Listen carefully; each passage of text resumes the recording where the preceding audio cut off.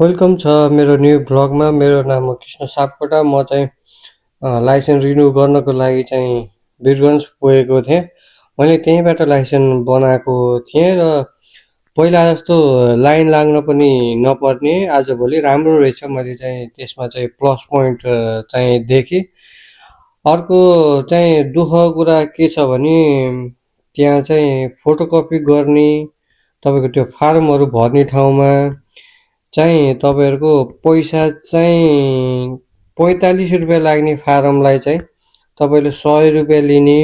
Form भरिसकेपछि उनीहरूले line लाग्न जानुहोस् भन्नुहुन्छ। त्यहाँ गएर आएको बापत पनि 1000देखि 1500सम्म त्यहाँ चाहिँ उनीहरूले लिँदा रहेछन्।